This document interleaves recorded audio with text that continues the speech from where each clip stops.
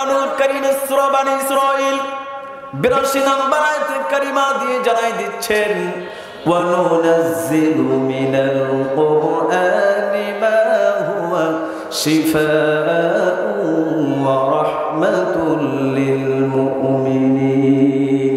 পড়ি আল্লাহু আকবার। আল্লাহ সুবহানাহু ওয়া তাআলা আয়াতে কারিমা দিয়ে জানাই দিচ্ছে আমি কোরআনকে নাজিল করেছি মুমিনদের জন্য রহমত করে, ঔষধ করে। বোঝা গেল এই কোরআনটা আপনার আমার জন্য রহমত, এই কোরআনটা আপনার আমার জন্য ঔষধ। আপনার আমার যখন ইসলাম বিদ্বেষী কোনো সমস্যা হবে, রোগ যখন হবে, এই কোরআন পড়ে পড়ে কোরআন বুঝে বুঝে চিকিৎসা নিতে হবে। কথা বলি ঠিক কিনা? ইব্রাহিম 7 নম্বর আয়াতে কারিমা দিয়ে জানাই দিচ্ছেন ওয়া ইয তা'আযানা রাব্বুকুম লা ইন শাকারতুম লা আযীদান্নাকুম ওয়া লা ইন কাফারতুম ইন্না আযাবি লাশাদীদ। পড়ি আল্লাহু আকবার। আল্লাহ সুবহানাহু ওয়া তাআলা বিশ্ব নবী জনাব মুহাম্মদুর রাসূলুল্লাহ সাল্লাল্লাহু আলাইহি ওয়াসাল্লামকে বলছেন, হে নবী, আপনার রব ঘোষণা করছেন যে আমার নিয়ামত পেল, শুকরিয়া আদায় করলো, আমি তার নিয়ামতকে আল্লাহর বাড়ায় দিই। আর যে অকৃতজ্ঞ হলো, জেনে রাখো ইন্না আযাবি লাশাদীদ, আমি আল্লাহর আযাব বড় শক্ত। প্রমাণ হয়ে গেল কেউ যদি অকৃতজ্ঞ হয়, আল্লাহর নিয়ামতের শুকরিয়া আদায় যদি না করে, আল্লাহ পাক তার নিয়ামতকে কেড়ে নিয়ে তাকে শক্ত আযাবে গ্রেফতার করে দেন। তিনি কে?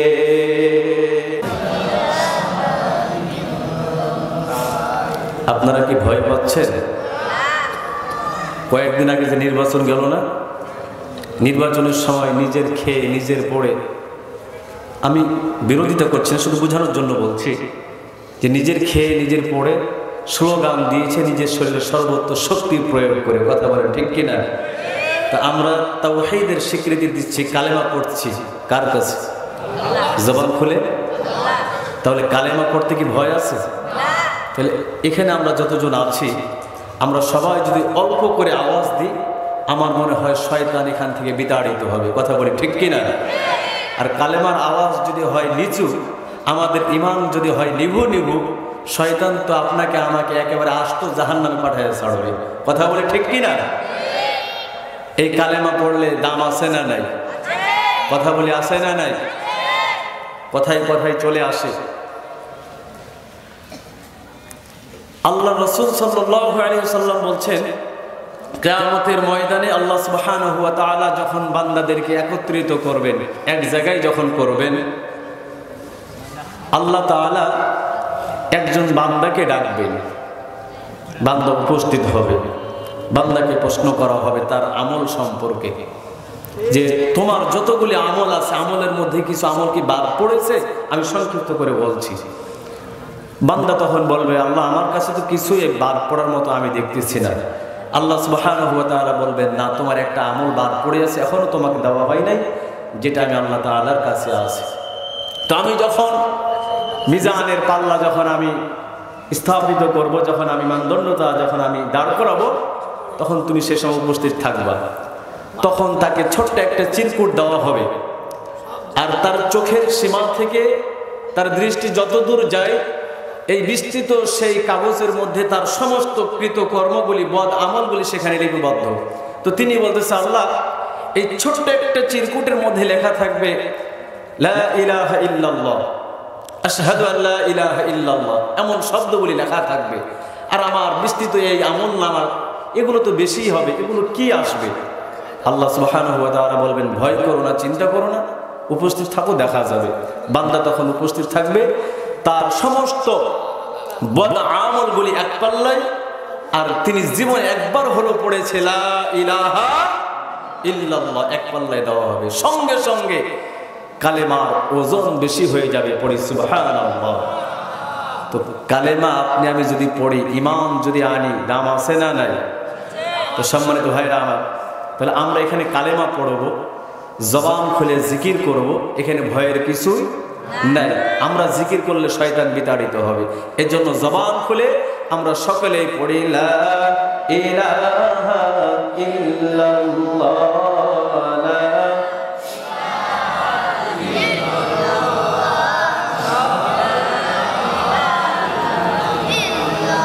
সুবহানাল্লাহ আলহামদুলিল্লাহ লা ইলাহা ইল্লাল্লাহ লা ইলাহা ইল্লাল্লাহু বলরে আমার মন লা ইলাহা ইল্লাল্লাহু বলরে সবার মন লা ইলাহা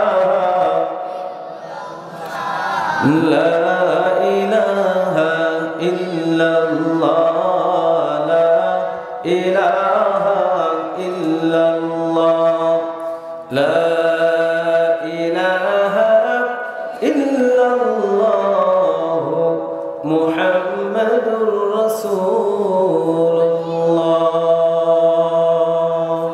সাল্লাল্লাহু আলাইহি ওয়াসাল্লাম।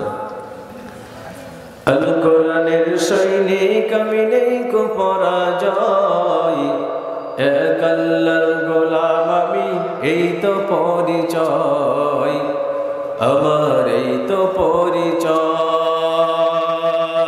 ঠিক কিনা? এই পৃথিবীর সবই নকল, এই পৃথিবীর সবই নকল, আসল কিছু নয়, এক আল্লাহর গোলাম আমি এই তো পরিচয়, এই তো পরিচয়।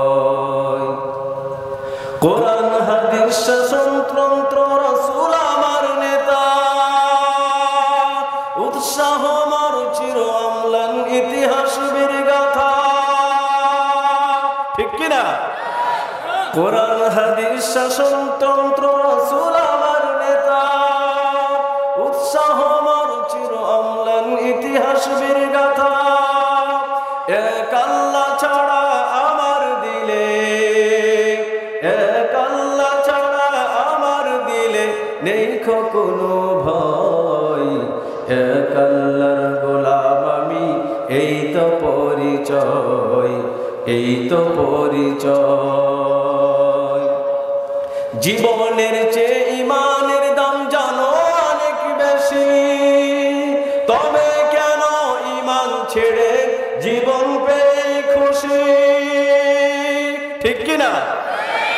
জীবনের চেয়ে ইমানের দাম জানো অনেক বেশি, তবে কেন ইমান ছেড়ে জীবন পেয়ে খুশি?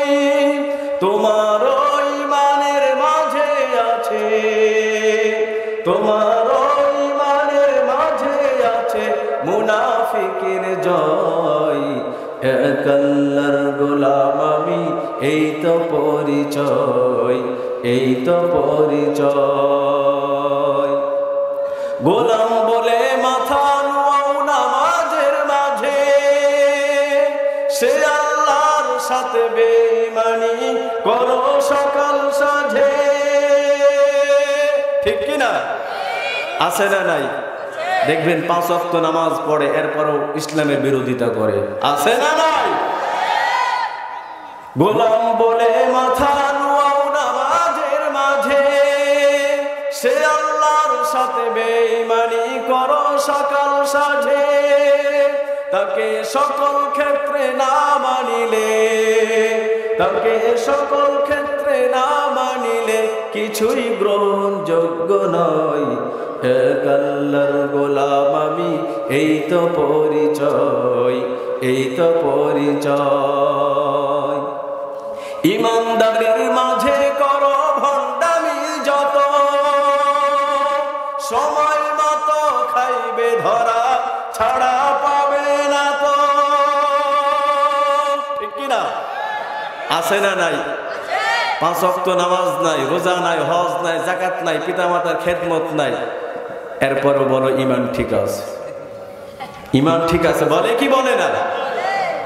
ইমানদারের মাঝে করো ভণ্ডামি যত, সময় মতো খাইবে ধরা, ছাড়া পাবে না তো। সেই বিধাতাকে সহায় করে, সেই বিধাতাকে সহায় করে পথ চলো নির্ভয়, এক আল্লাহর গোলাম আমি এই তো পরিচয়, এই তো পরিচয়।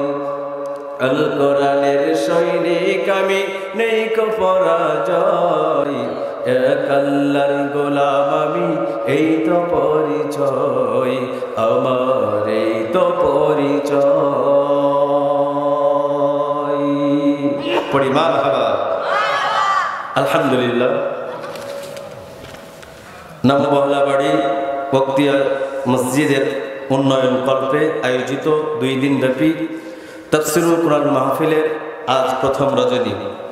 আজ প্রথম রজনীর আমার সম্মানিত সুযোগ্য সভাপতি, আমার সামনে বসা মুরব্বিয়ানে کرام, তাওহীদি জনতা, পর্দার আড়ালে পর্দা নিশিতা আবেদা সালেহা জাকেরা ফাতেমা, সর্ব ভালো গুণে গুণান্বিত মা ও বোনেরা, আমরা সবাই একসঙ্গে আল্লাহ তাআলার দরবারে কালিমাতুশ শুকর আদায় করতে চাই যে আল্লাহ সুবহানাহু ওয়া তাআলা আপনাকে আমাকে শয়তানের হাত থেকে হেফাজত করে, গুনার কাজ থেকে হেফাজত করে, কোরআন সুন্নাহ থেকে আলোচনা করা এবং শোনার তৌফিক দান করেছেন। সেই মহিয়ান গরিয়ান সর্বশক্তিমান মহান আল্লাহ তাআলার দরবারে কালিমাতুশ শুকর আওয়াজ দিয়ে সকলেই পড়ছি আলহামদুলিল্লাহ। পড়ি রব্বানা লাকাল হামদ হামদান কাসীরান طيبا مباركا فيه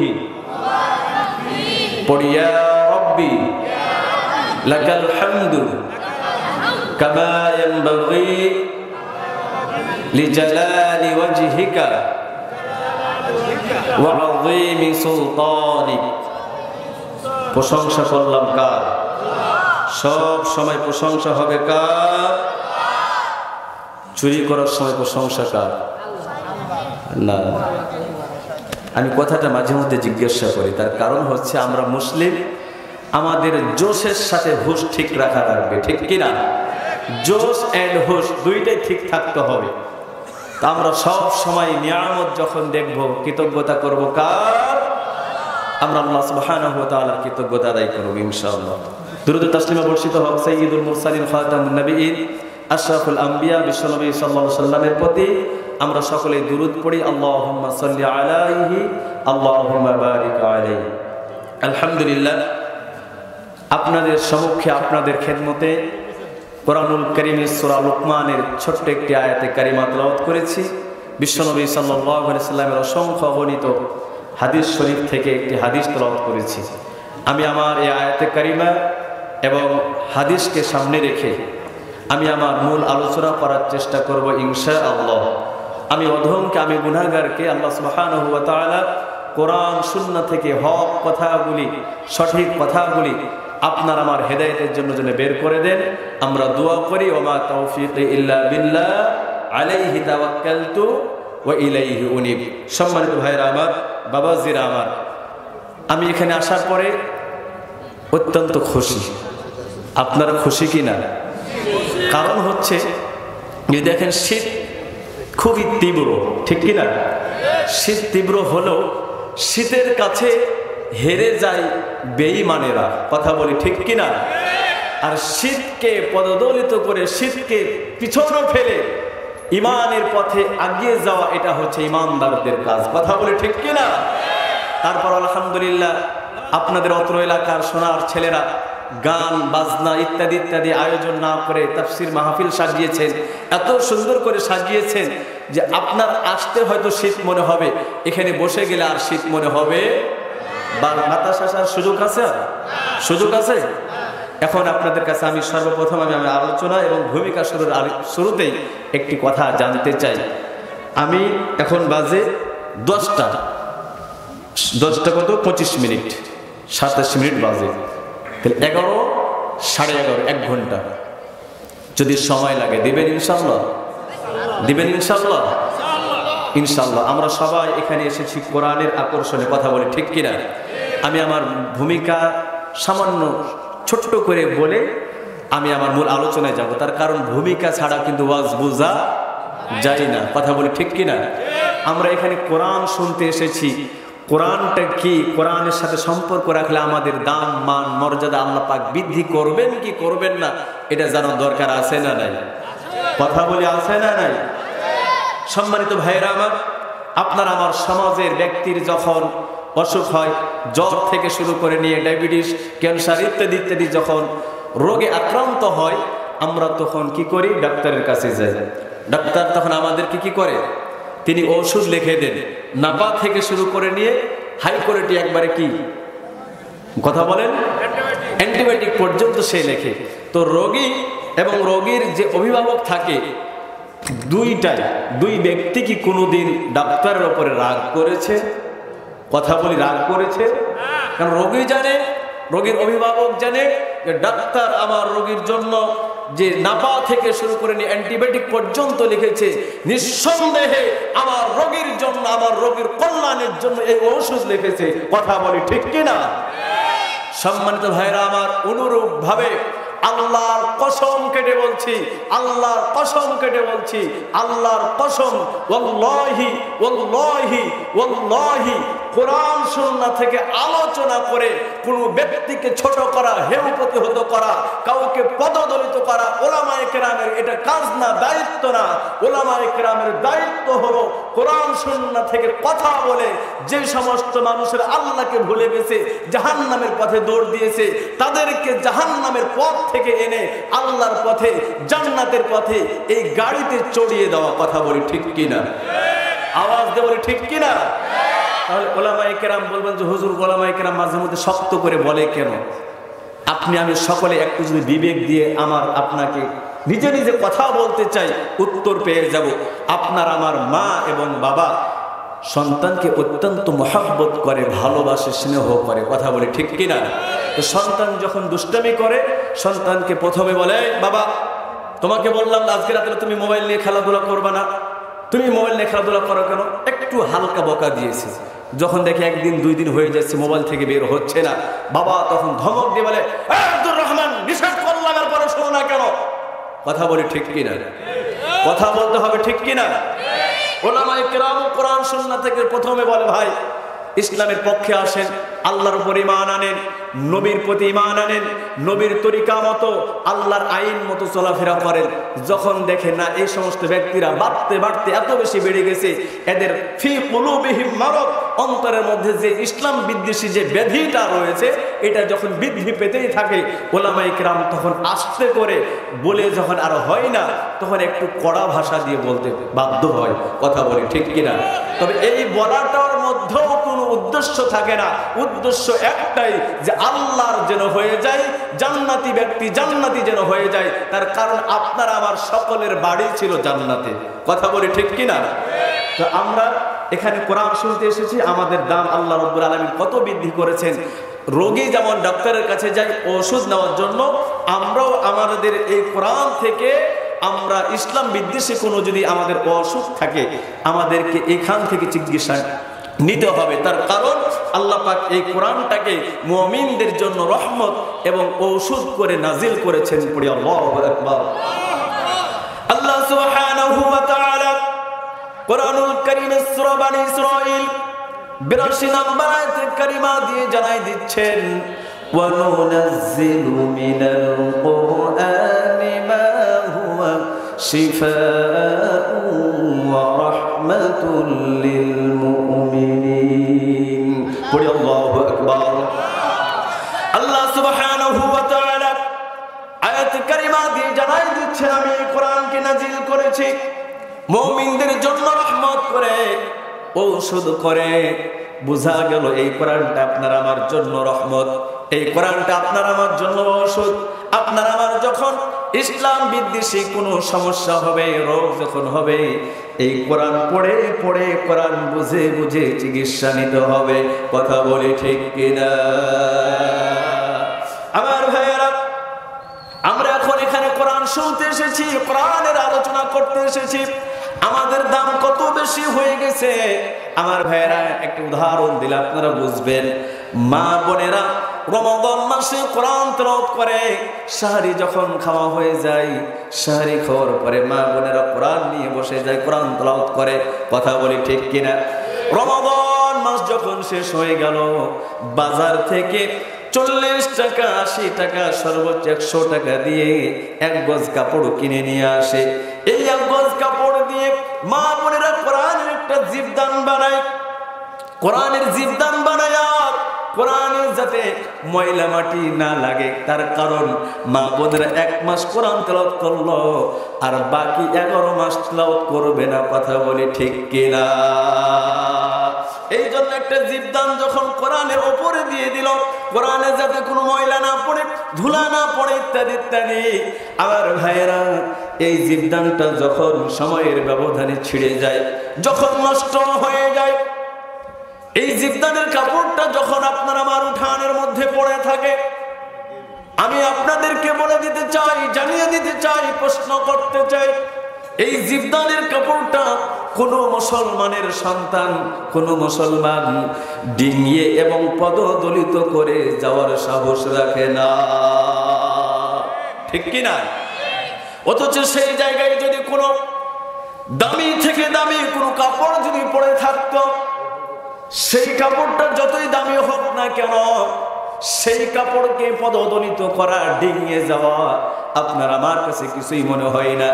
আমার ভাই একটু চিন্তা করে দেখেন, এই 100 টাকার কাপড়টা যখন মার্কেটে ছিল এর দাম ছিল না।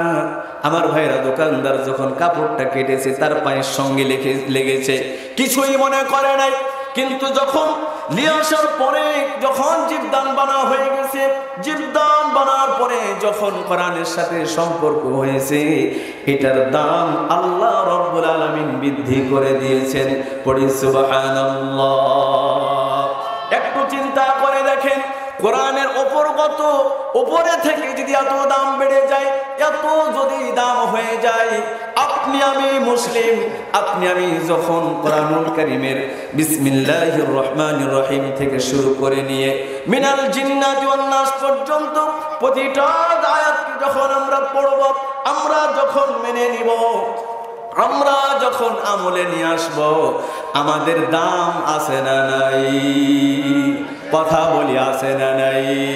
আমার ভাইয়েরা, উলামায়ে কেরাম মঞ্চে উপস্থিত, কিয়ামতের ময়দানে রোজা এবং কোরআন আল্লাহর কাছে সুপারিশ করবে, ওগো আল্লাহ, আমি রোজা আপনার বান্দাকে সারাদিন পানাহারে রেখেছি, আমি তাকে কোনো খাবার খেতে দেই নাই। আপনার বান্দা বাসা বাড়িতে একাই ছিল, ঘরের মধ্যে, রুমের মধ্যে খাবার ছিল, কিন্তু খাবার খেতে পারে নাই, আপনার ভয়ে খাবার খাই নাই।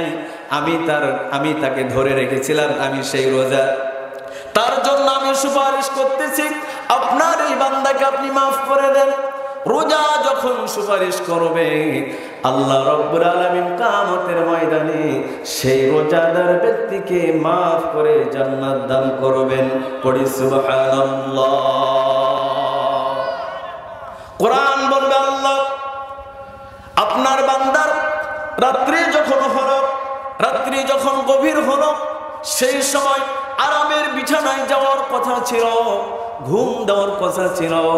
20 থেকে 25,000 টাকার খাট, কম্বল থেকে শুরু করে নিয়ে তোষক সব কিছুই হারাম করে দিয়ে আপনার বান্দা কোরআনের আলোচনা করেছে, আপনার বান্দা কোরআনের আলোচনা শুনেছে, সারা রাত পর্যন্ত তেলাওয়াত করেছে, তেলাওয়াত শুনেছে।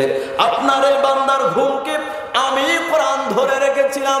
ওগো আল্লাহ, আজকে কিয়ামতের ময়দানে আপনার এই বান্দার জন্য আমি সুপারিশ করতেছি, আপনি আপনার এই বান্দাকে মাফ করে দেন।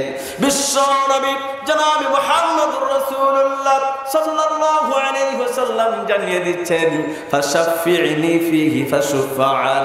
রোজা এবং কোরআন যখন আল্লাহর দরবারে সুপারিশ করবে, আল্লাহ পাক রোজা এবং কোরআনের সুপারিশ কবুল করে বান্দাকে মাফ করে বান্দাকে জান্নাত দান করবেন। পড়ি সুবহানাল্লাহ।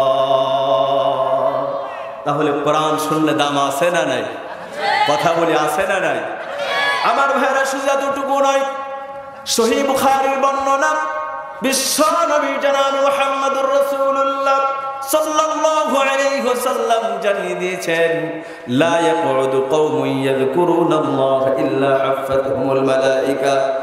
বিশ্ব নবী সাল্লাল্লাহু আলাইহি ওয়াসাল্লাম জানিয়ে দিলেন, যখন কোন কওম, কোন গোত্র, কোন বংশ যখন কোরআন নিয়ে আলোচনা করবে, কোরআনের জিকির যখন করবে, আল্লাহ রাব্বুল আলামিনের অসংখ্য ফেরেশতা আছে, একদল ফেরেশতা দুনিয়ায় অবতীর্ণ হয়ে যাবে। দুনিয়ায় চলে আসার পরে ফেরেশতার ডানা আছে, সেই ডানা দ্বারা কোরআন তেলাওয়াতকারীদের, কোরআনের জিকিরকারীদেরকে ফেরেশতারা বেষ্টন করে নেবেন। পড়ি সুবহানাল্লাহ। ওয়া নাযালাত আলাইহিমুস সাকিনা। আল্লাহ রাসূল সাল্লাল্লাহু আলাইহি ওয়াসাল্লাম বলছেন, রহমত অবতীর্ণ হবে, সাকিনা নামক প্রশান্তি আল্লাহ পাক অবতীর্ণ করবেন। তাহলে আমরা এখন কোরআনের আলোচনা করছি, শুনছি, রহমত নাজিল হচ্ছে কার তরফ থেকে? জবান খুলে পড়ি, কার তরফ থেকে? যখন নিম্নচাপ হয় তখন বৃষ্টিটা নামে গুড়ি গুড়ি হয়ে, কথা বলি ঠিক কিনা? গুড়ি গুড়ি হয়ে বৃষ্টি নামে, আমরা যেটাকে সচক্ষে দেখি।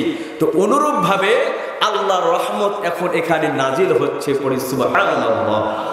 সাকিনা নামক প্রশান্তি আল্লাহ পাক অন্তরের মধ্যে ঢেলে দেন। আমার ভাইয়েরা,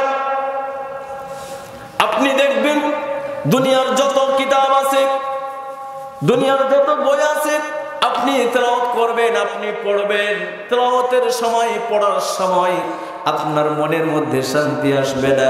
কিন্তু আপনি অর্থ বুঝেন আর না বুঝেন, আপনি অর্থ বুঝেই পড়েন আর না বুঝেই পড়েন, আপনি যখন কোরআন তেলাওয়াত করতে থাকবেন শান্তি আসে না নাই?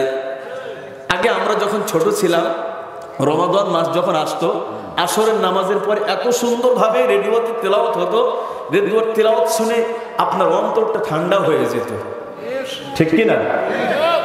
কিভাবে তেলাওয়াত হতো একটু শোনাবো আমার ভাইরা। রেডিওর সুরটা হচ্ছে এমন, তিনারা পড়তেন,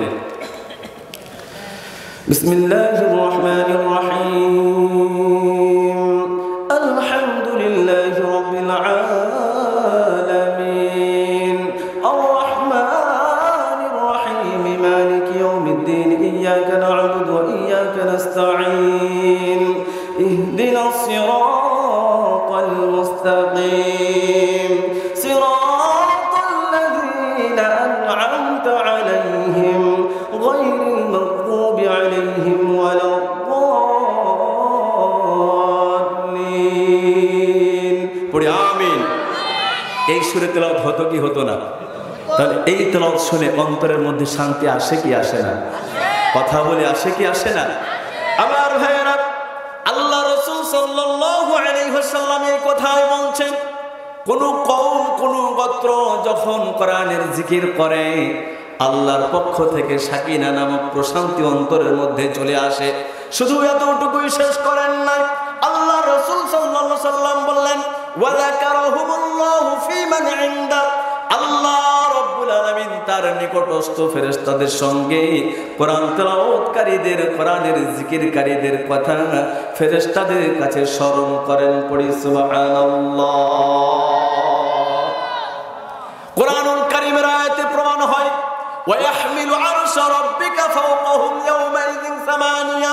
আল্লাহ রাব্বুল আলামিনের আরশ বহন করার জন্য 8 জন ফেরেশতা আছে।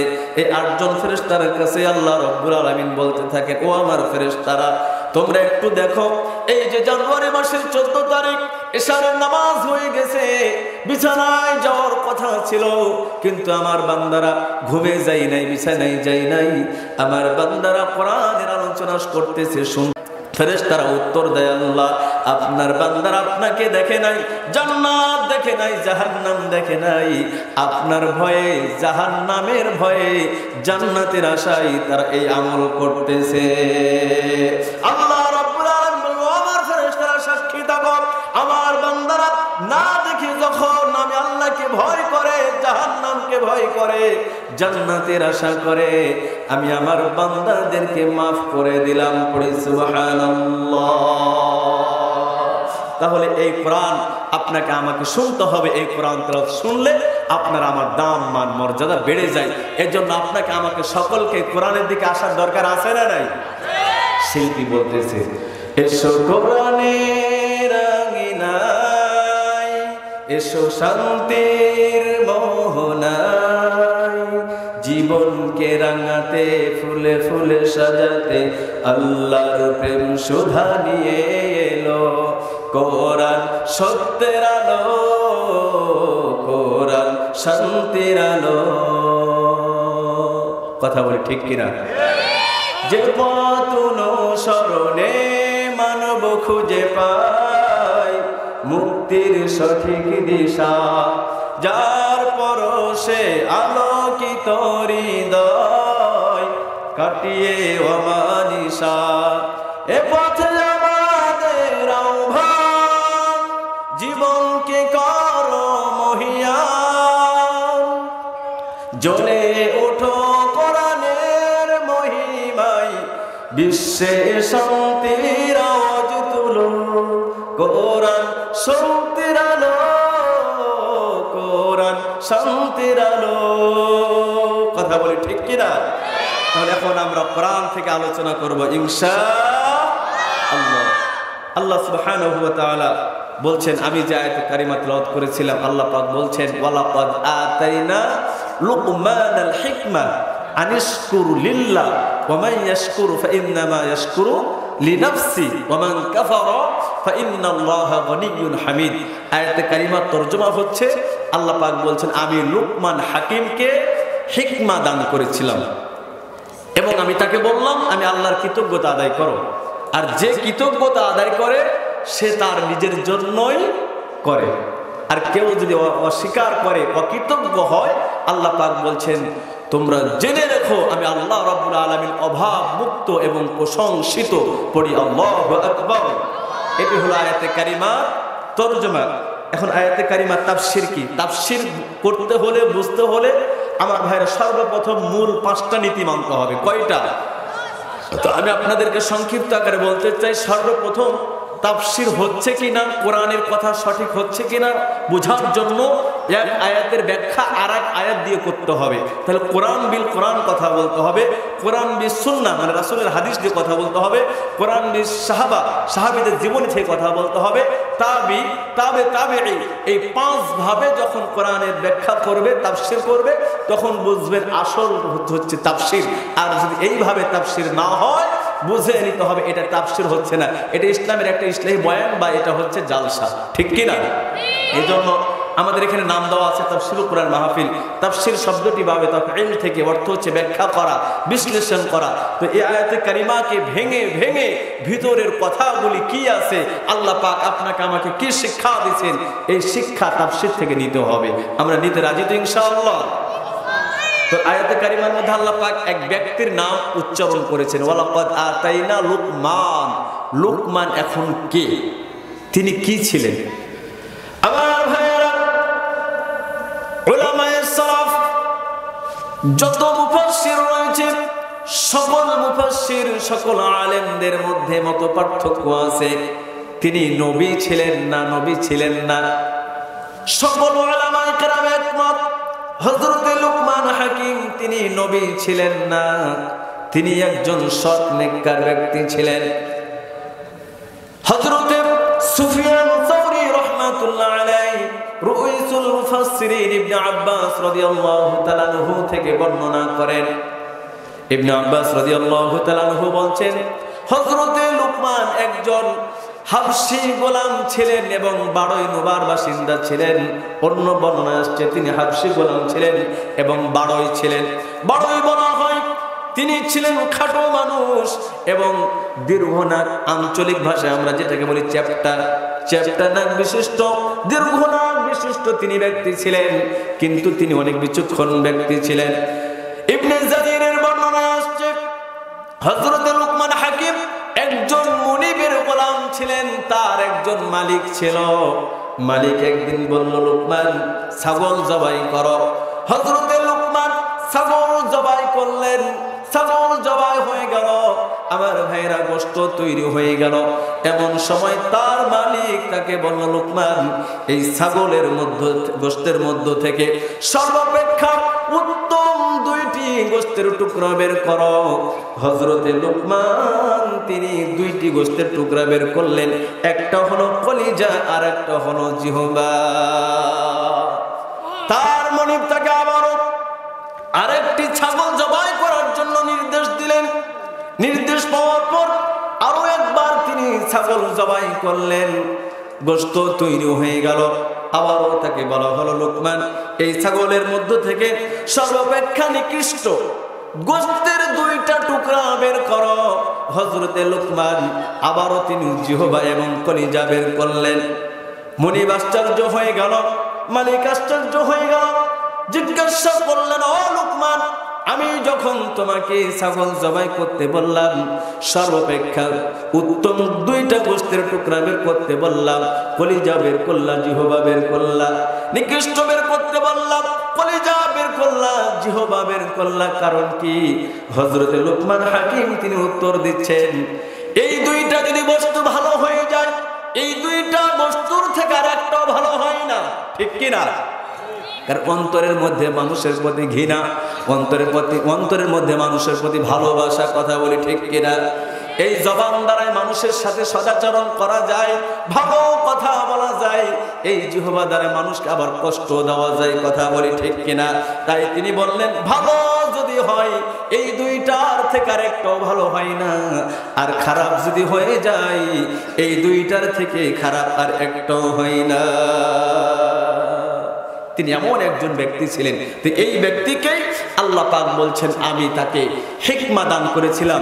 আমার ভাইয়েরা, আল্লাহ পাক বলছেন, আমি তাকে ইসলামের গভীর জ্ঞান দান করেছিলাম। লুকমান হাকিমকে আমি ইসলামের গভীর জ্ঞান দান করেছিলাম। উলামায়ে কেরাম যারা মঞ্চে আছেন, মাইকের আওয়াজে যারা শুনছেন, আমার ভাইয়েরা, হিকমত শব্দটি কোরআনুল কারীমের বিভিন্ন জায়গায় ব্যবহার হয়েছে, এক এক জায়গায় এক এক অর্থে ব্যবহার হয়েছে। আমি ছোট মানুষ, আমি অধম, যতগুলি তাফসীর পড়েছি আমি বেশ কয়েকটি অর্থ পেয়েছি। হিকমা শব্দের অর্থ হলো জ্ঞান বুদ্ধি, হিকমা শব্দের অর্থ হলো বিবেক, হিকমা শব্দের অর্থ হলো মতের বিশুদ্ধতা, হিকমা শব্দের অর্থ হলো নবুয়ত, ইত্যাদি ইত্যাদি অর্থে ব্যবহার হয়েছে। আল্লাহ রাব্বুল আলামিন বললেন, আমি লোকমানকে ইসলামের গভীর জ্ঞান দান করলাম। গভীর জ্ঞান দান করার কারণে আমি তারে বললাম, আনিশকুরু লিল্লাহ, আমি আল্লাহর কৃতজ্ঞতা আদায় করো। আল্লাহ সুবহানাহু ওয়া তাআলা লুকমান হাকিমকে কৃতজ্ঞতা আদায় করতে কেন বললেন? তাফসীরে ইবনে কাসিরের মধ্যে আসছে, আল্লাহ রাব্বুল আলামিন লুকমান হাকিমকে সেই যুগের যত মানুষ ছিল সকল মানুষের উপর বিশেষ মর্যাদা দান করেছিলেন। পড়ে সুবহানাল্লাহ। বিশেষ মর্যাদা দান করার কারণে আল্লাহ পাক বলেন, লুকমান তুমি আমি আল্লাহর কৃতজ্ঞতা আদায় করো। এরপর আল্লাহ পাক জানিয়ে দিচ্ছেন, ওমাই ইয়াশকুরু ফাইন্নামা ইয়াশকুরু লিনাফসি, যে কৃতজ্ঞতা আদায় করে সে নিজের জন্যই করে, নিজের জন্যই করে।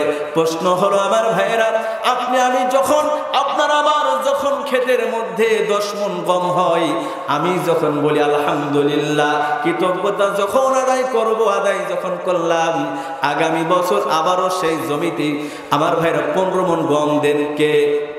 জোরে বলি কে? এটা কৃতজ্ঞতা আদায়ের হলো পুরস্কার। যে কৃতজ্ঞতা আদায় করে সে নিজের জন্যই করে। আল্লাহ সুবহানাহু ওয়া তাআলা কোরআনুল কারীমের সূরা ইব্রাহিম 7 নম্বর আয়াতে কারিমা দিয়ে জানাই দিচ্ছেন, ওয়া ইয তা'আযানা রাব্বুকুম লা ইন শাকারতুম লা আযীদান্নাকুম ওয়া লা ইন কাফারতুম ইন্না আযাবি লাশাদীদ। পড়ি আল্লাহু আকবার। আল্লাহ সুবহানাহু ওয়া তাআলা বিশ্ব নবী জনাব মুহাম্মদুর রাসূলুল্লাহ সাল্লাল্লাহু আলাইহি ওয়াসাল্লামকে বলছেন, হে নবী, আপনার রব ঘোষণা করছেন যে আমার নিয়ামত পেল, শুকরিয়া আদায় করলো, আমি তার নিয়ামতকে আল্লাহর বাড়ায় দিই। আর যে অকৃতজ্ঞ হলো, জেনে রাখো, ইন্না আযাবি লাশাদীদ, আমি আল্লাহর আযাব বড় শক্ত। প্রমাণ হয়ে গেল, কেউ যদি অকৃতজ্ঞ হয়, আল্লাহর নিয়ামতের শুকরিয়া আদায় যদি না করে, আল্লাহ পাক তার নিয়ামতকে কেড়ে নিয়ে তাকে শক্ত আযাবে গ্রেফতার করে দেন। তিনি কে? কোরআনুল কারীমের সূরা রুম 44 নম্বর আয়াত কারিমার শেষ অংশ আল্লাহ পাক জানাই দিচ্ছেন ওয়া মান আমিলা সালিহান ফালিআনফুসিহিম ইয়ামহাদুন। পড়ি আল্লাহু আকবার। আল্লাহ সুবহানাহু ওয়া তাআলা জানাই দিচ্ছেন যে নেক আমল করে সে নিজের জন্যই করে, আগামী দিনের জন্য কিয়ামতের জন্য সে নিজের সুখ সজ্জা রচনা করে। প্রমাণ হয়ে গেল কৃতজ্ঞতা যখন আদায় করবে নিজের জন্যই করবে। আল্লাহ পাক এরপরে বলছেন ওমান কাফারা, কেউ যদি অকৃতজ্ঞ হয় তোমরা জেনে রাখো আল্লাহ রাব্বুল আলামিন অভাব মুক্ত প্রশংসিত। এই কথা আল্লাহ পাক কেন বললেন? কোন বান্দার নেক আমলের মুখাপেক্ষী আল্লাহ রাব্বুল আলামিন নন। এখন আমরা যদি মনে করি আমি নামাজ না পড়লে, রোজা না করলে, হজ না করলে, যাকাত না দিলে আল্লাহর মনে হয় কোনো ক্ষতি হয়ে যাবে। কি ক্ষতি হবে? কথা বলি, ক্ষতি হবে? কোন বান্দা যদি কুফরি করে, কুফরি করার কারণে আল্লাহ রাব্বুল আলামিনের কোনো ক্ষতি হয় না। এই জন্য আল্লাহ পাক বললেন আমি আল্লাহ অভাব মুক্ত এবং প্রশংসিত। পড়ি সুবহানাল্লাহ, আওয়াজ দিয়ে পড়ি সুবহানাল্লাহ।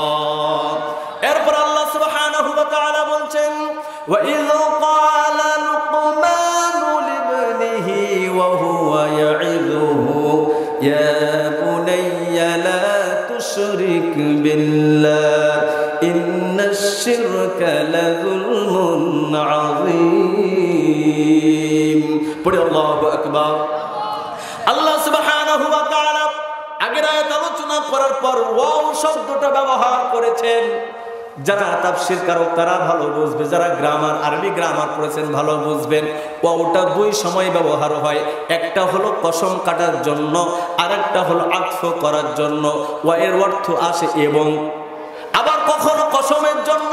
আল্লাহ পাক এখানে আতফ করে বললেন বিশ্বনবীকে স্মরণ করিয়ে দিচ্ছেন, হে নবী আপনি স্মরণ করুন লুকমান হাকিম তার সন্তানকে উপদেশ ছলে বলল ইয়া বুনাইয়া, হে সন্তান লা তুশরিক বিল্লাহ, আল্লাহর সাথে কোনো কিছু শরীক করো না।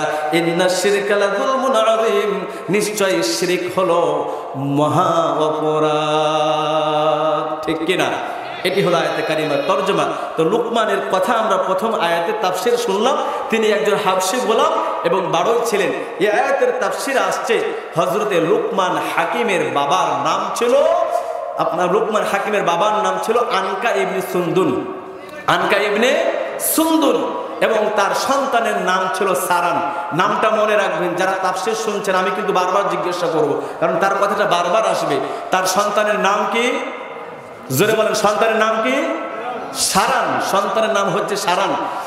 হযরতে লুকমান হাকিম তার সন্তান সারানকে অত্যন্ত মহব্বত করতেন, ভালোবাসতেন, স্নেহ করতেন। ইসলামের গভীর জ্ঞান আল্লাহ পাক লুকমান হাকিমকে দিলেন। অন্য মানুষকে আগে জবাব দিতে পারত, অন্য মানুষকে আগে দাওয়াত দিতে পারত, আগে বলতে পারত, কিন্তু অন্য মানুষকে না বলে সর্বপ্রথম সন্তানকে কেন ডাকলেন? তিনি অত্যন্ত মহব্বত করতেন, সন্তানকে ভালোবাসতেন, স্নেহ করতেন। তিনি যে দামি জিনিস পেয়েছেন আল্লাহর তরফ থেকে, এই বস্তু পাওয়ার প্রথম হকদার হলো সন্তান। তাই তিনি সন্তানকে আরবি হরফ দ্বারা ডাক দিয়ে বলছেন ইয়া বুনাইয়া, হে সন্তান। আমরা যেমন আমাদের ছেলে মেয়েদেরকে ডাকি এই বেটা, ডাকি কি ডাকি না? এই বেটা, এই বেটি, এই শব্দগুলি আমরা বলি। তো লুকমান হাকিম এ কথাই বলছেন ইয়া বুনাইয়া, হে সন্তান লা তুশরিক বিল্লাহ, আল্লাহর সাথে কোনো কিছু শরীক করো লা তুশরিক বিল্লাহ। প্রথম শিক্ষা তিনি দিচ্ছেন সন্তান শোনো, আল্লাহর সাথে কোনো কিছু শরীক করো না। এই কথা কেন বললেন? তাফসীরের কিতাবের মধ্যে আসছে তিনি শিক্ষা দিচ্ছেন সন্তান আল্লাহর প্রতি ঈমান আনবে, আল্লাহর ইবাদত করবে, আল্লাহর সাথে কোনো কিছু শরীক করবে না। আল্লাহ সুবহানাহু ওয়া তাআলা কুরআনুল কারীমের সূরা নিসার 36 নম্বর আয়াতে কারিমার শুরুর অংশে জানাই দিচ্ছেন ওয়া'বুদুল্লাহা ওয়া লা তুশরিকু বিহি শাইআ। আল্লাহু আকবার। আল্লাহ সুবহানাহু ওয়া তাআলা বললেন আল্লাহর ইবাদত করো, আল্লাহর গোলামি করো, আল্লাহর দাসত্ব করো, আল্লাহর সাথে কোনো কিছু শরীক করো না। কারণ হলো ইন্নাশ শিরকা লাযুলমুন আযীম, নিঃসন্দেহে শিরক হলো মহা অপরাধ, মহা অপরাধ। এই অপরাধটা কত বড় অপরাধ আমার ভাইয়েরা, কোরআনুল কারীমের সূরা আনআমের ৮২ নম্বর আয়াতে কারিমার মধ্যে আল্লাহ পাক জানায় দিচ্ছেন, আল্লাযীনা আমানু ওয়া লাম ইয়ালবিসু ঈমানাহুম বিযুলমিন উলাইকা লাহুমুল আমনু মুহতাদুন। পড়ি আল্লাহু আকবার। আল্লাহ সুবহানাহু ওয়া তাআলা জানায় দিচ্ছেন, যারা ঈমান এনেছে, ঈমান আনার পরে তাদের ঈমানকে জুলুম দ্বারা তথা শিরক দ্বারা কলুষিত করে নাই, কলঙ্কিত করে নাই, উলাইকা লাহুমুল আমনু, তাদের জন্য হচ্ছে নিরাপত্তা, ওয়া হুম মুহতাদুন, এবং তারাই সঠিক পথপ্রাপ্ত। আমার ভাইয়েরা, এই আয়াতে কারিমা যখন নাযিল হলো, সাহাবায়ে কেরামের কাছে বিষয়টা অত্যন্ত ভারী মনে হলো। সঙ্গে সঙ্গে বিশ্ব নবীর কাছে চলে গেলেন। যাওয়ার পরে বললেন, ইয়া রাসূলুল্লাহ সাল্লাল্লাহু আলাইহি ওয়াসাল্লাম, আমাদের মধ্যে এমন কি আছে নিজের প্রতি জুলুম করে নাই, গুনাহ করে নাই, পাপ করে নাই? এমন কেউ আছে? আপনি আমি কেউ বুকে হাত দিয়ে কি বলতে পারবো যে আমি গুনাহ করিনি? কেউ বলতে পারবো? কেউ বলতে পারবো না। সাহাবায়ে কেরাম এই প্রশ্নটাই বিশ্ব নবী জনাব মুহাম্মদুর রাসূলুল্লাহ সাল্লাল্লাহু আলাইহি সাল্লামকে বললেন, ইয়া রাসূলুল্লাহ, আমাদের মধ্যে এমন কি আছে নিজের প্রতি জুলুম করে নাই? এটা আমরা কিভাবে, আমাদের কাছে বিষয়টা ভারী মনে হয়ে গেল। বিশ্ব নবী বললেন, শোনো, তোমরা জুলুমের অর্থ যে অর্থ বুঝেছো, তোমরা যে অর্থ ধরেছো, আসলে এখানে জুলুম বলতে সে অর্থ বোঝাই নাই। এখানে জুলুম অর্থ হলো শিরক। যেমন আল্লাহ পাক জানাই দিচ্ছেন, ইন্নাশ শিরকা লাযুলমুন আযীম, নিঃসন্দেহে শিরক হলো অতি বড় জুলুম, অপরাধ। এই অপরাধটা কত বড় অপরাধ! দুনিয়ার জমিনে আপনি নামাজ পড়ে নেন, অপরাধ করেছেন, রোজা করেন নাই, অপরাধ করেছেন, পিতা মাতার খেদমত করেন না, অপরাধ করেছেন। এই অপরাধের থেকে সবচেয়ে বড় অপরাধ হলো আল্লাহর সাথে কোনো কিছু শরীক করা। আব্দুল্লাহ ইবনে মাসউদ রাদিয়াল্লাহু তাআলা আনহু থেকে বর্ণিত, তিনি বলেন, এক ব্যক্তি বিশ্ব নবীর কাছে আসলো, আসার পরে বলে, আইয়ু যামবি আকবারু ইনদাল্লাহ, আল্লাহ তাআলার কাছে, আল্লাহ তাআলার নিকটে সবচেয়ে বড় গুনাহ কোনটি? বিশ্ব নবী জনাব মুহাম্মদুর রাসূলুল্লাহ সাল্লাল্লাহু আলাইহি ওয়াসাল্লাম উত্তর দিচ্ছেন, ক্বালা আন তাদউ লিল্লাহি নিদ্দা, আল্লাহর সাথে কোনো কিছু শরীক করা, ওয়া হুয়া খালাকাকা, অথচ তিনি তোমাকে সৃষ্টি করেছেন। আমাদের সৃষ্টিকর্তা কে? আল্লাহ। জবান খুলে পড়ে, সৃষ্টিকর্তা কে? আল্লাহ আমাদের সৃষ্টি করেছেন। এখন আমরা যদি বলি আমাদের সৃষ্টিকর্তা অন্যজন, তাহলে শিরক হয় কার সাথে? জোরে বলি, কার সাথে? তো সাহাবী যখন বিশ্বনবীকে বললেন সবচেয়ে বড় গুনাহ কোনটি, বিশ্বনবী বলেন আল্লাহর সাথে সমকক্ষ করা, শিরক করা, এটি হচ্ছে সবচেয়ে বড় অপরাধ। আমার ভাইয়েরা, আমি যদি আলোচনা লম্বা করি, অনেক আলোচনা লম্বা হবে, বড় হয়ে যাবে, সংক্ষিপ্ত আকারে আমি বলি। আমার ভাইয়েরা, বিশ্বনবী সাল্লাল্লাহু আলাইহি ওয়াসাল্লাম অন্য হাদিস শরীফের মধ্যে বলছেন, আল কাবাইরু আল ইশরাকু বিল্লাহ ওয়া উকুকুল ওয়ালিদাইনি ওয়া কতলুন নাফসি ওয়াল ইয়ামিনুল গামুস। আমার ভাইয়েরা, যারা আলেম আছে তাদেরকে একটু প্রশ্ন করবেন, কাবাইর, কাবীরা এর বহুবচন কাবাইর। বিশ্বনবী বললেন সবচেয়ে বড় গুনাহ হলো আল্লাহর সাথে শিরক করা, আল্লাহর সাথে শরীক করা, পিতা মাতার নাফরমানি করা, অন্যায়ভাবে কাউকে হত্যা করা, এবং কারো নামে মিথ্যা সাক্ষী দেওয়া, মিথ্যা হলফ লাগা, এগুলি হচ্ছে সবচেয়ে বড় অপরাধ। এই অপরাধ থেকে আমার ভাইয়েরা, বিশ্ব নবী আমাদেরকে বাঁচতে বলেছেন। অন্য হাদিস শরীফের মধ্যে বিশ্ব নবী বললেন, ইজতানিবুস সাবআল মুবিকাত, 7টি বিষয় আছে, 7টি বস্তু আছে, ব্যক্তিকে ধ্বংস করে দেয়, ব্যক্তিকে ধ্বংস করে দেয়। এই 7টি বস্তু থেকে তোমরা বেঁচে থাকো। বিশ্বনবী সাল্লাল্লাহু আলাইহি সাল্লাম বলেন আশরিকু বিল্লাহ, আল্লাহর সাথে শিরিক করা থেকে তোমরা বেঁচে থাকো, জাদু করা থেকে বেঁচে থাকো। আমার ভাইয়েরা, এরপরে ইত্যাদি ইত্যাদি আছে। আমি বিষয়টা বলতে গেলে লম্বা হয়ে যাবে, সংক্ষিপ্ত আকারে আমি আমার আলোচ্য বিষয়টুকু তুলে ধরছি। বিশ্বনবী সাল্লাল্লাহু আলাইহি সাল্লাম বলেছেন আল্লাহর সাথে শিরিক করা থেকে, এই বড় অপরাধ থেকে তোমরা বেঁচে থাকো। এখন বাঁচার দরকার আছে না নাই? কথা বলি আছে না নাই? বলবেন হুজুর আমরা টুপি পড়ি, দাড়ি রাখি, 5 ওয়াক্ত নামাজ পড়ি, জুম্মার নামাজ পড়ি, ঈদের নামাজ পড়ি, তা আমরা শিরিক করলাম কোথায়? প্রশ্ন আসতে পারে কি পারে না? কথা বলেন আমার ভাইরা। আমি দলিল দিয়ে কথা বলছি, আমি কোরআনের বাইরে এখন একটাও কথা বলি নাই। আমি দলিল দিয়ে কথা বলছি। কোরআনুল কারীমের সূরা ইউসুফ 106 নম্বর আয়াতে কারিমা আল্লাহ সুবহানাহু ওয়া তাআলা জানাই দিচ্ছেন ওয়ামা ইউমিনু আকসারুহুম বিল্লাহি ইল্লা ওয়া হুম মুশরিকুন। পড়ি আল্লাহু আকবার। আল্লাহ সুবহানাহু ওয়া তাআলা জানাই দিচ্ছেন তারা অধিকাংশ ঈমানদার, অধিকাংশই বিশ্বাসী, ইল্লা ওয়া হুম মুশরিকুন, কিন্তু তারা সাথে সাথে মুশরিক। আমার ভাইয়েরা, তাহলে কথা কেমন হয়ে গেল? আল্লাহ নিজেই বলছেন তারা অধিকাংশই বিশ্বাসী, ইমানদার, ইমানদার হওয়া সত্ত্বেও তারা মুশরিক, তারা শিরক করে। আমার ভাইয়েরা, এই কথা আমি কিন্তু আশ্চর্য হই না। তার কারণ হলো এই যে গত বছর 23 সালের অক্টোবর মাসের 24 তারিখে দুর্গা উৎসব হয়েছে। কথা বলি ঠিক কিনা? এই দুর্গা উৎসবের সময় পাশের দেশ থেকে আমার দাদারা বলে যে ধর্ম যার যার উৎসব সব, কথাটি বলে কি বলে না? তো এই কথার সাথে তাল মিলিয়ে আপনার আমার মুসলিম ভাই, আপনার আমার প্রিয় ব্যক্তিত্ব, আপনার আমার বড়জন, এরাও তখন মিডিয়ার সামনে এসে বলে ধর্ম যার যার উৎসব সবার। তখন আমার ভাইয়েরা, তখন কিছু ভাইয়েরা, কিছু বোনেরা তখন দুর্গা পূজা দেখতে যায়। দুর্গার নামে যে খাবারটা উৎসর্গ করা হয়, নাড়ু করা হয়, নারিকেলের নাড়ু, এই খাবারটা তখন খায়। কথা বলি ঠিক কিনা? কোরআনুল কারীমের সূরা ইউসুফের 106 নম্বর আয়াতে কারিমা প্রমাণ করে যারা দুর্গা উৎসবে গেছে, দুর্গা পূজা দেখতে গেছে, যারা দুর্গার নামে উৎসর্গকৃত নাড়ু খেয়েছে, খাবার খেয়েছে, তাদের ঈমান নাই বলে প্রমাণিত হয়েছে। কথা বলি ঠিক কিনা? আবারও নতুন করে ঈমান আনা লাগবে। কথা বলি ঠিক কিনা? আবার তারা দলিল দেয় কি যে লাকুম দীনুকুম ওয়ালিয়া দিন, মানে ধর্ম যার যার উৎসব সবার, এটা বলে মানে দলিল দেয়। কিন্তু এই আয়াতে কারিমা কেন নাজিল করেছে আল্লাহ পাক তুমি কি জানো? শানি নজরুল পড়েছো? ঘটনা পড়েছো? আমি সংক্ষিপ্ত আকারে বলি। আবু জেহেলের নেতৃত্বে বিশ্বনবীর কাছে একটা দল আসলো। বিশ্বনবীকে বলেন ইয়া রাসূলুল্লাহ, 1 বছর আপনি আমাদের দেব দেবতার পূজা করবেন। তখনকার দেব দেবতার নাম ছিল লাত, উজ্জা, মানাত ইত্যাদি ইত্যাদি, যে আপনি এই সমস্ত প্রতিমাগুলির পূজা করবেন। পরের বছর বা পরের 6 মাস আমরাও আপনার রবের ইবাদত করব।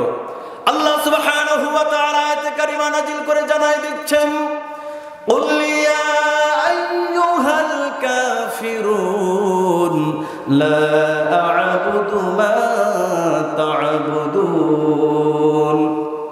হে নবী, আপনি কাফেরদেরকে বলুন, হে কাফের সম্প্রদায়, হে কাফেরেরা, আমি যার ইবাদত করি তোমরা তার ইবাদত করো না, তোমরাও তার ইবাদত করো না, আমি যার ইবাদত করি, ইত্যাদি ইত্যাদি কথা চলে আসলো। আমার ভাইয়েরা, লাস্টের দিকে লাকুম দীনুকুম ওয়ালিয়া দিন আয়াতে কারিমার মধ্যে 2টা দিন ব্যবহার হয়েছে। যারা মুফাসসির রয়েছে, আমার ভাইয়েরা, জ্ঞানী ব্যক্তি যারা রয়েছেন, আপনারা বুঝবেন 2টা দিন মানে 2টা ধর্মের কথা আসছে।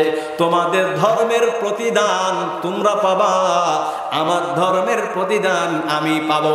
বিশ্বনবী তাদেরকে বুঝিয়ে দিলেন তোমরা যখন তোমাদের লাত, উজ্জা, মানাত ইত্যাদি ইত্যাদি দেব দেবতার পূজা করবা, পূজা করে শিরক করে মৃত্যুবরণ করবা, মৃত্যুবরণ করলে জাহান্নামে যাওয়া লাগবে শিরক করে। কথা বলি ঠিক কিনা? আমি আমার দিন ইসলাম, আমি আমার ইসলাম ধর্ম আমি মানব। ইসলাম ধর্ম মানার কারণে আমার প্রতিদান হবে জান্নাত। তাই বিশ্বনবীকে আয়াতে কারিমা বলে বিশ্বনবীর কাছে জানিয়ে দেওয়া হলো যে তোমাদের ধর্মের প্রতিদান তোমরা পাবা, আমার ধর্মের প্রতিদান আমি পাবো। তাহলে ধর্ম যার যার উৎসব সবার, এই কথাটা সঠিক না? কথা বলি ঠিক কিনা? তাহলে বুঝার পর, আলোচনা শোনার পর, আলোচনা করার পর যারা বলবে ধর্ম যার যার উৎসব সবার, আমার ভাইরা ধর্ম সম্পর্কে লেশমাত্র তার জ্ঞান নাই, কথা বলে ঠিক কিনা? আর ধর্ম যার যার উৎসব সবার বলে যারা সব ধর্মে বিশ্বাসী হবে, সব ধর্ম যারা পালন করবে, এরা সব ধর্ম পালন করে ওরা নাস্তিক মুরতাদ হবে, কিন্তু পরিপূর্ণ ইমানদার হতে পারবে না, কথা বলে ঠিক কিনা? আমার ভাইয়েরা, তাই আপনাকে আমাকে শিক্ষা নিতে হবে। আল্লাহ পাক বলছেন নিশ্চয় শিরক হচ্ছে অতি বড় জুলুম। এই বড় জুলুম থেকে আপনার আমার জাতির পিতা বেঁচে ছিলেন। আমাদের জাতির পিতার নাম কি? জোরে বলি, জাতির পিতার নাম কি? সন্দেহ আছে? বলেন না কেন? আমাদের জাতির পিতা ইব্রাহিম আলাইহিস সালাতু ওয়াস সালাম, তিনি যখন রব খুঁজতে লাগলেন, তিনি তারকা দেখলেন, দেখার পরে বললেন এটাই মনে হয় আমার রব। তিনি চন্দ্র দেখলেন, তিনি ভাবলেন এটাই মনে হয় আমার রব। আমার ভাইরা ইত্যাদি ইত্যাদি তিনি রব এক এক করে দেখেন, আর এক এক করে যখন অস্তমিত চলে যায়, যখন ডুবে যায়, তিনি বলেন না এত দুর্বল কোনো জিনিস আমার রব হতে পারে না। তিনি সর্বশেষ তিনি একটি কথা বলে শিরক থেকে বেঁচেছেন। আমরা সকলেই জানি, পড়ি ইন্নী ওয়াজ্জাহতু ওয়াজহিয়া লিল্লাযী ফাতারাস সামাওয়াতি ওয়াল আরদা হানিফা ওয়া মা আনা মিনাল মুশরিকিন। পড়ি আল্লাহু আকবার।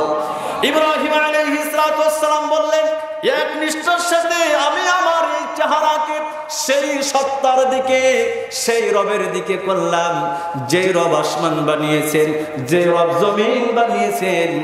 আমি মুশরিকদের অন্তর্ভুক্ত না। আপনাকে আমাকে বলা লাগবে আমরা মুশরিকদের অন্তর্ভুক্ত না, শিরকের সাথে আমাদের কোনো সম্পর্ক নাই। আমার ভাইরা, একটা কথা আপনাদেরকে জানিয়ে দিতে চাই, কেউ যদি শিরক করে, শিরক করার কারণে শিরক নিয়ে মৃত্যুবরণ যদি করে, শিরক নিয়ে কিয়ামতের ময়দানে যখন উঠবে, এমন বান্দাদেরকে আল্লাহ রাব্বুল আলামিন ক্ষমা করবেন না। কোরআনুল কারীমের সূরা নিসা 116 নম্বর আয়াতে কারিমা দিয়ে আল্লাহ পাক জানাই দিচ্ছেন ইন্নাল্লাহা লা ইয়াগফিরু আন ইউশরাকা বিহি ওয়া ইয়াগফিরু মা দুনা যালিকা লিমান ইয়াশা ওয়া মান ইউশরিক বিল্লাহি ফাকাদ দাল্লা দালালান বাঈদা। আল্লাহু আকবার। আল্লাহ রাব্বুল আলামিন জানাই দিচ্ছেন নিশ্চয় আল্লাহ তাআলা শিরকের গুনাহ ক্ষমা করেন না, বাকি গুনাহ ইচ্ছা করলে তিনি ক্ষমা করে দিতে পারেন। ওয়া মান ইউশরিক বিল্লাহ, যে আল্লাহর সাথে শিরক করলো সে প্রত্যক্ষভাবে সুস্পষ্টভাবে ক্ষতিগ্রস্তের মধ্যে সে পড়ে গেল, কথা বলি ঠিক কিনা?